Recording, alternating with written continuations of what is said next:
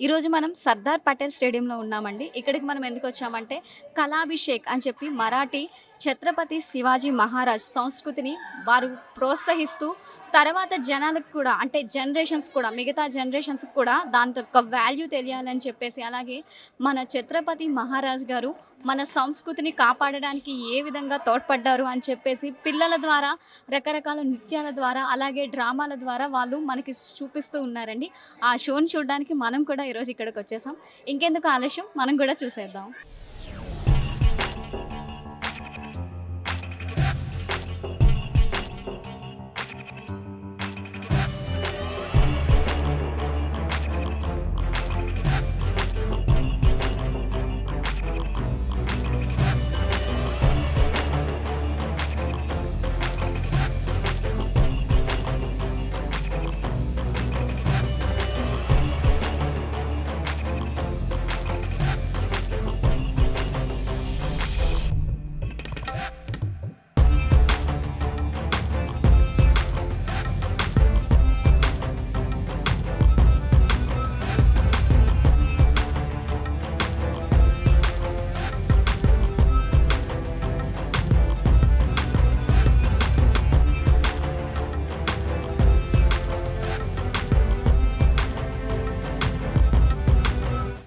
So ఇక్కడ every year ఇలా జరుగుతూ ఉంటుంది ఫెస్ట్ అనేది మనం చెప్పుకున్నాం కదండీ. ఇప్పుడు వారి మాటల్లోనే తెలుసుకుందాం. అసలు ఎందుకు ఈ ఫెస్ట్ అనేది వినాయక చవితి సందర్భంగా జరుగుతుంది అనేది కూడా తెలుసుకుందాం. మేడం, ఎవ్రీ ఇయర్ ఈ వినాయక చవితి సందర్భంగా ఈ 9 డేస్ ఏవైతే ఉన్నాయో ఆ 9 డేస్‌లోనే మీరు ఈ కల్చరల్ యాక్టివిటీస్ కూడా చేయిస్తూ ఉన్నారు. అంటే దీని వెనకాతల రీజన్ ఏంటి? అసలు ఎందుకు ఎవ్రీ ఇయర్ ఈ టైంలో ఇట్లా చేయిస్తూ ఉన్నారు పిల్లలతో? బేసికలీ వినాయకుడు వేరియస్ ఆర్ట్స్ దేవత. సో వీ సే దట్ అది 64 కళలు అంటే 64 కళలు ఉన్న దేవత. సో అది మన దాంట్లో మన నెక్స్ట్ జనరేషన్లో కూడా అది రావాలి. ఇంకా మన సంప్రదాయం ఇంకా మన సంస్కృతి కూడా నెక్స్ట్ జనరేషన్కి తెలవాలి. ఎలా తెలుస్తుంది అంటే ఇలాంటివి కొన్ని ప్రోగ్రామ్స్ చేస్తే వాళ్ళకి అర్థమవుతుంది ఏమిటి ఎందుకు అనేసి. ఎందుకంటే మేమందరము మహారాష్ట్ర నుంచి బయట ఎన్నో సంవత్సరాల నుంచి అంటే ఓవర్ 100 ఇయర్స్ ఇక్కడే ఉన్నాము. అప్పుడు ఇక్కడ సంస్కృతి కూడా మేము అలవాటు చేసుకున్నాము. కానీ కొంచెం రూట్స్ కూడా మనకి తెలవాలి, పిల్లలు కూడా రూట్స్ తెలవాలి. అందుకు ఇలాంటివి ఒకేజన్స్ బాగుంటాయి. సో దట్ గణపతిది కూడా పూజ కూడా ఉంటుంది ఇంట్లో. ప్లస్ మన సంస్కృతిని కూడా కాపాడడం కూడా జరుగుతుంది ఇలాంటివి. అంటే తెలంగాణ సంస్కృతితో పాటు అలాగే మరాఠీ కూడా పిల్లలు మర్చిపోకూడదు. అందుకే వినాయక చవితి సందర్భంగా మీరు ఈ వినాయక చవితి ఫెస్ట్‌తో మరాఠీ సంస్కృతి కళ కూడా మనకి తెలియాలి. పిల్లలకి కూడా నెక్స్ట్ జనరేషన్ వాళ్ళకి మినిమమ్ ఐడియా కూడా ఉండాలి అని చెప్పి ఇవన్నీ చేస్తూ ఉన్నారంటారా? అవును, కరెక్ట్. ఎందుకంటే మహారాష్ట్రలో ఉంటే అది అక్కడ కూడా చాలా అంటే వేరే వివిధ రకాల సంస్కృతులు కూడా ఉన్నాయి. అంటే కొంతమంది డాన్సెస్లో లావణి చేస్తారు, కొంతమంది జోగ్వాని చేస్తారు, కొంతమంది శివాజీ అంటే శౌర్య గాథ అని చెప్తారు. సో అది ఉంటుంది. ఎందుకంటే మన పాస్ట్ వాళ్ళది కూడా మనం మర్చిపోకూడదు. ఇంకా వచ్చేది ఎలా మనం ధైర్యంగా నిలబడాలి ఏ సిచ్యువేషన్ వచ్చినా కూడా. అంటే శివాజీని ఒక ఐడల్గా రోల్ మోడల్ పెట్టేసి అంతే.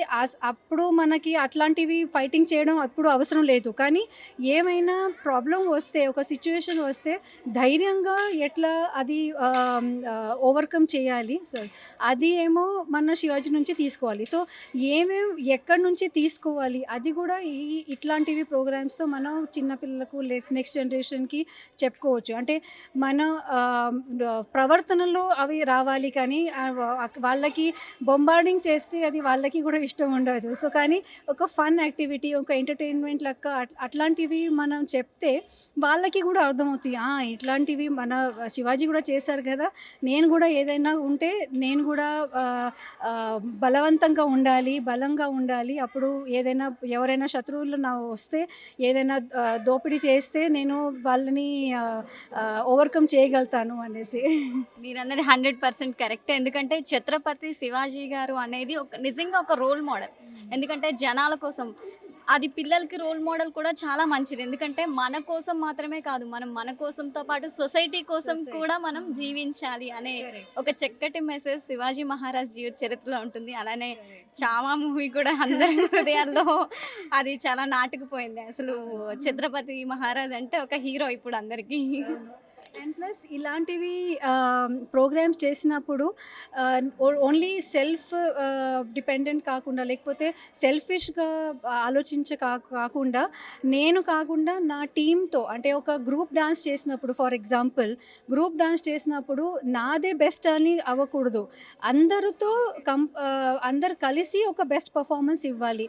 అలాంటివి ఒక టీమ్ మేనేజ్మెంట్, టీమ్ బిల్డింగ్, అందరితో కలిసి పని చేయడం, అవి కూడా కొంచెం బిల్డప్ అవుతాయి. So that is one more advantage.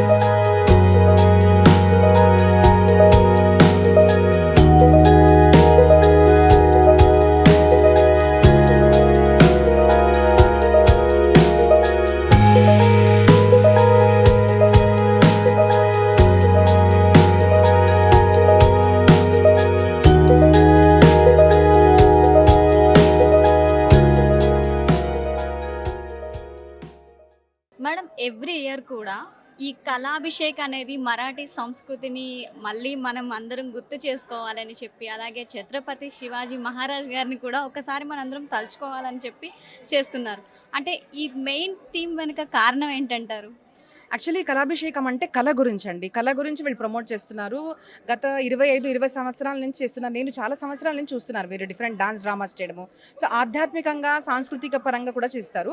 So ముఖ్యంగా ఏంటిది అంటే మన సంస్కృతి మనం ప్రమోట్ చేయాలి అంటే there are so many ways. Like మనకు సినిమా ఎలాగా ఉందో అలాగా ఇప్పుడు కూడా థియేటర్స్ ఆర్ వెరీ ఇంపార్టెంట్ అండి. So this is all about theatre అనమాట. సో థియేటర్స్లో డాన్స్, డ్రామా ఇవన్నీ చేసి కూడా ప్రజల్లోకి ఒక మంచి చరిత్ర తీసుకెళ్ళి ఒక మన పురాతన పద్ధతి ఇది. సో వీళ్ళు గత 25-26 సంవత్సరాల నుంచి చేస్తున్నారు. ఇది మరాఠీలో చేస్తున్నారు వాళ్ళు అనమాట. సో నేను వీళ్ళకు ఏమంటున్నాను అంటే, మీరు మరాఠీ వరకు మాత్రం కాకుండా మీకు టాలెంట్ ఉంది, మీ దగ్గర టీం ఉంది. సో మీరు ఇది తెలుగులో, హిందీలో కూడా చేస్తే దేశమంతా కూడా ఛత్రపతి శివాజీ మహారాజ్ గురించి తెలుస్తుంది. జ్ఞానేశ్వర్ మాహులి, అహిల్యాబాయి హోల్కర్, ఇట్లాంటి రుద్రమ్మ తల్లి, ఇట్లాంటివి అంటే భాష ఇస్ వెరీ ఇంపార్టెంట్ అండి. భాషలో ఇంకా వివిధ భాషల్లో కూడా కళాభిషేక్ చేయాలని నేను యాక్చువల్లీ కోరుకుంటున్నాను. యాక్చువల్లీ ఛత్రపతి శివాజీ మహారాజ్ అనగానే మరాఠీ అధ్యక్షుడు, అదే స్థాపకుడు అని చెప్పేసి మనకందరికీ కూడా తెలుస్తుంటుంది. చాలా వరకు ఏమనుకుంటారంటే ఛత్రపతి శివాజీ మహారాజ్ అంటే ఇది మరాఠీ వాళ్ళ వరకు మాత్రమే పరిమితం అన్నట్టుగా భావిస్తూ ఉంటారు. అంటే ఇప్పుడు మీరు అన్నారు తెలుగులో కూడా దీన్ని తీసుకురావాలి అని. ఎందుకు తీసుకురావాలంటారు? చూడండి, చాలా మందికి తెలియంది ఏంటిదంటే, నాకు అంటే దౌర్భాగ్యంగా అనిపిస్తుంది ఈ విషయాన్ని నిజంగా వస్తే చాలా బాధపడాలి. ఛత్రపతి శివాజీ మహారాజ్ ఆర్య వైదిక హిందూ సనాతన ధర్మం, కంప్లీట్గా సనాతన ధర్మం గురించి చేశారు. ఆ సేతు హిమాచల్, ఈరోజు సనాతన ధర్మం ఉంది, మనం జయ శ్రీరామ్ జయ శ్రీకృష్ణ అంటున్నాం. దానికి కారణం అంటే ఖచ్చితంగా ఛత్రపతి శివాజీ మహారాజ్ హీ హ్యాడ్ అంటే ఒక గ్రేట్ రోల్ ప్లే చేశారు ఆయన. కానీ చాలామంది ఏం చేస్తారంటే he belongs only to Maharashtra వరకే చేశారు అంటున్నారు. సో ఇది ఒక కుట్ర అనమాట. మనము యూట్యూబ్లో ఏది చూస్తే అది చాలామంది ఏమంటారంటే దాన్ని బిలీవ్ చేస్తారు. వేరేజ్ యూట్యూబ్లో మంచి వీడియోస్ కూడా ఉన్నాయి, కానీ చాలామంది దాకా విషయం వెళ్ళలేదు. ఈ విషయం ఏది వెళ్ళాలి అంటే ఛత్రపతి శివాజీ మహారాజ్ ఓన్లీ మహారాష్ట్ర వరకు కాదు, ఆ సేతు హిమాచల్ హిందూ ధర్మం గురించి ఆయన చాలా చాలా చేశారు. ఆయన చేశారు కాబట్టి ఈరోజు సనాతన ధర్మం రక్షింపబడి ఉంది. సో అలాంటి ఛత్రపతి శివాజీ మహారాజ్ చరిత్ర ఇట్లాంటి డాన్స్ డ్రామాస్లో తెలియజేయడం ఒక ఉత్తమమైన పద్ధతి అండి. ఎవ్రీ ఇయర్ ఇది వినాయక చవితి టైంలోనే చేస్తున్నారు. అంటే దానికి దీనికి ఏమైనా సంబంధం ఉందంటారా? అలా ఏం లేదు అండి. యాక్చువల్లీ వినాయక చవితి ఈజ్ అంటే మన ప్రోగ్రామ్ కూడా మనకు ఫస్ట్ శివాజీ మహారాజ్ స్టార్ట్ చేశారు. అంటే వైదిక కాలంలో అయితే ఓన్లీ ఇళ్లలోనే మనకు వినాయకుడు పెట్టుకునేవాళ్ళు. కానీ ఛత్రపతి శివాజీ మహారాజ్ సామాజిక కార్యక్రమాలు చేయాలి, సమాజం అంతా ఒక దగ్గర రావాలి అంటే ఈ వినాయకుడు ఒక మంచి ఉత్సవం అనేసి వినాయకుడిని మనకు ఇట్లా మండపాల్లో స్థాపించడము మొదట ఛత్రపతి శివాజీ మహారాజ్ స్టార్ట్ చేశారు. దాని తర్వాత దాని నుంచి ప్రేరణ తీసుకొని బాల్ గంగాధర్ తిలక్ అంటే లోకమాన్య తిలక్ గారు ఇది స్టార్ట్ చేశారు. అది ఇప్పటికీ మనం చేస్తున్నాము. సో దీనికి మూల హేతువు ఏంటిది అంటే అందరం కూడా వినాయకుడు పెట్టి, ఇప్పుడు కాలనీ చూడండి, పక్కన ఎవరున్నారో మనకు అసలు అర్థం కావడం లేదు. మనం ఈవెన్ అపార్ట్మెంట్స్లో కూడా పక్క ఇంట్లో ఎవరుంటున్నారో తెలియట్లేదు. అలాంటి వాళ్ళు కూడా ఈ వినాయక చవితి వచ్చిందంటే అందరూ కూడా కలిసి సాంస్కృతిక కార్యక్రమాలు చేసుకోవడం అనేది ఒక పద్ధతి. సో ఒకరి గురించి ఒకరు తెలుసుకుంటున్నారు, మన చరిత్ర తెలుసుకోవాలి.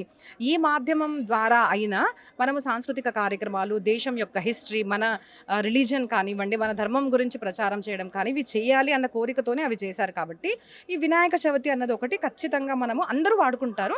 సో అదొక రీజన్ వినాయక చవితికి ఇట్లాంటి కార్యక్రమాలు చేయడం అంటే ఎక్కువగా చేస్తారు, అందరూ చేస్తారు.